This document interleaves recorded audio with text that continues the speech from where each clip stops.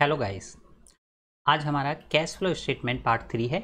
इससे पहले 2 पार्ट में हम लोग ऑपरेटिंग एक्टिविटी तक कंप्लीट कर चुके हैं।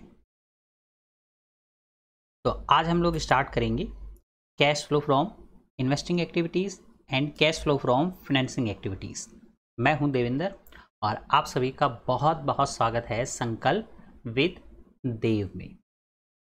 तो आइए स्टार्ट करते हैं cash flow from investing activities. तो इसमें क्या क्या आता है? तो cash flow from investing activities में हम लोग देखेंगे non current asset and non current investment, और ये कैश से इन्वर्स रिलेशन रखता है, उल्टा रिलेशन रखता है।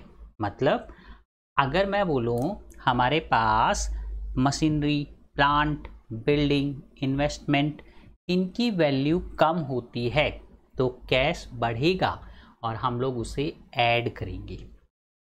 ठीक है, तो ऐड क्या करेंगे? Proceeds from sale of non current asset और इन्वेस्टमेंट। अगर हम लोग सेल करेंगे तो क्या होगा? इनकी वैल्यू कम होगी और कैश बढ़ेगा।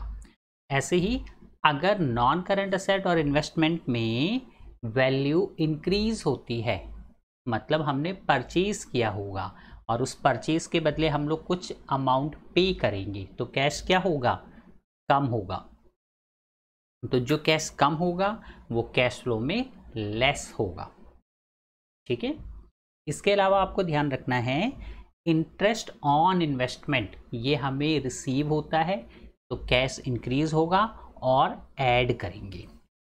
आप इसे इस टाइप से भी याद रख सकते हैं जैसा हमने करंट असेट के केस में देखा था।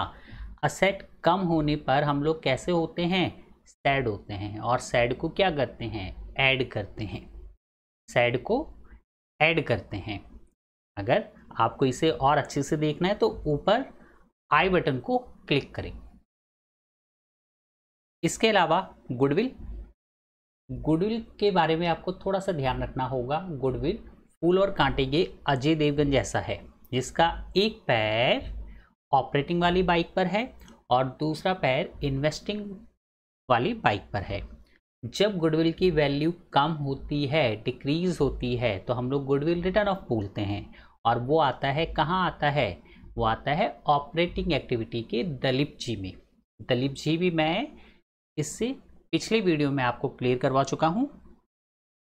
और अगर गुडविल इंक्रीज होती है तो हमने परचेज किया होगा और वो यहाँ पे आकर लेस होगा।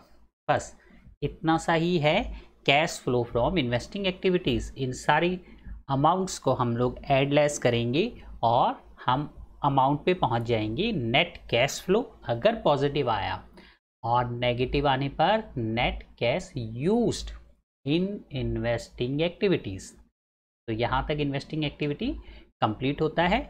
हम लोग आ जाते हैं फाइनेंसिंग में। Cash flow from financing activities, यहाँ पे आप लोगों को 3 चीज़ें ध्यान रखनी है। कौन सी 3 चीज़ें? शेयर्स, प्रेफरेंस हो या इक्विटी हो, डिबेंचर और लोन्स। एक बार फिर से बोलिए, शेयर्स, डिबेंचर एंड लोन्स। और ये कैश के साथ डायरेक्ट रिलेशन रखते हैं। मतलब अगर इनमें से कोई भी वैल्यू इंक्रीज होती है तो हम लोग प्लस करेंगे। और इंक्रीज कैसे होता है?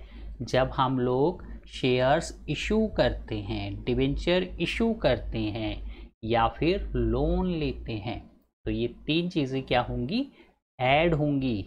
अब ये लेस कब होगा?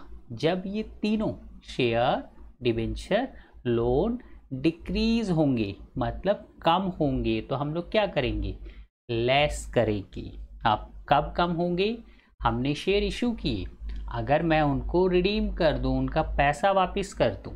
डिबेंचर इशू किए, मतलब पब्लिक से उधार लिया, अब वो उधार अगर हम लोग वापस करें तो भी डिबेंचर की वैल्यू कम होगी। ऐसे ही अगर मैंने किसी और से लोन लिया और लोन को वापस करने से लोन कम हो जाएगा, तो ये तीनों चीज़ें हम लोग लेस करेंगे। Redemption of shares, redemption of debentures, repayments of loan.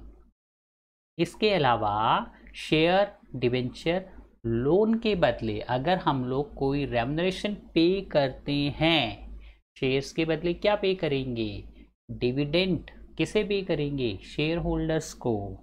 Debentures holder को क्या पे करेंगे, इंटरेस्ट, और लोन के बदले इंटरेस्ट। तो ये तीनों चीज़ें भी हम लोग इस पे लेस करेंगे। बस इतना सही है। Cash flow from financing activities, इन सबको हम लोग एड लेस करेंगे। अगर वैल्यू पॉजिटिव आएगी तो हम लोग लिखेंगे net cash flow from financing activities, और नेगेटिव आने पर बोलेंगे हाँ जी net cash used in financing activities. तो यहाँ तक तीनों एक्टिविटीज़ कंप्लीट होगी, और तीनों एक्टिविटीज़ के फाइनल आंसर को ऐड लेस करने के बाद हम लोग पहुँचते हैं नेट इंक्रीज और डिक्रीज। अगर पॉजिटिव अमाउंट आया तो हम लोग बोलेंगे नेट इंक्रीज, और अगर नेगेटिव अमाउंट आया तो हम लोग उसे कहेंगे नेट डिक्रीज। किस में increase decrease, cash and cash equivalents में।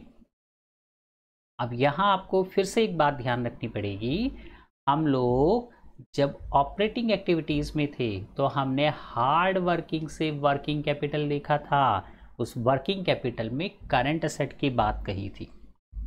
तो उस करंट असेट में ये 4 वैल्यूज़ इंक्लूड नहीं होती, क्योंकि ये कैश एंड कैश इक्विवेलेंट्स का पार्ट्स है।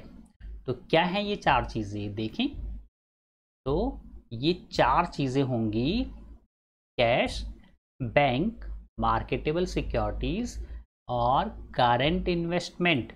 इनके ओपनिंग बैलेंस को हम लोग नेट इंक्रीज और डिक्रीज में ऐड कर देंगे, और हम लोगों को मिलेगा फाइनल अमाउंट जो होगा, क्या होगा, कैश एंड कैश इक्विवेलेंट्स का closing balance, cash and cash equivalents at the end. तो यहाँ तक कैश फ्लो हमारा कंप्लीट हो जाता है।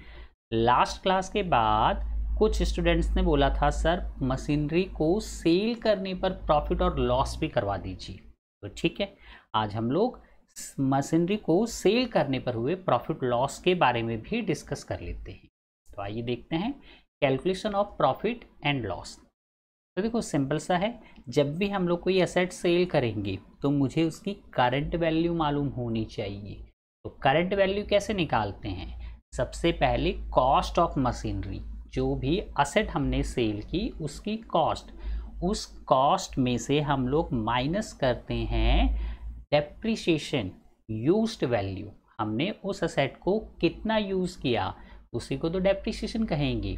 वो डेप्रिसिएशन लेस करने पर हम लोग करंट वैल्यू पर आ जाते हैं, जिसे हम लोग बोलते हैं बुक वैल्यू।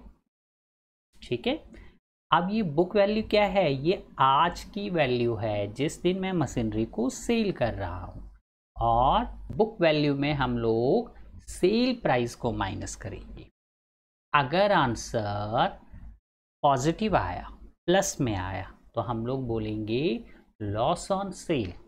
अगर आंसर नेगेटिव आया तो हम लोग बोलेंगे प्रॉफिट ऑन सेल। या तो लॉस आएगा या फिर प्रॉफिट आएगा। तो ये था हमारे पास calculation of profit and loss. Machinery account, provision for depreciation account मैं पार्ट 1 में बता चुका हूँ। अगर आपसे मिस हो गया है तो ऊपर आई बटन पे क्लिक कीजिए। अगर आपको मेरा वीडियो अच्छा लगा है तो वीडियो को लाइक कीजिए, शेयर कीजिए और चैनल को सब्सक्राइब कीजिए। Thank you for watching guys.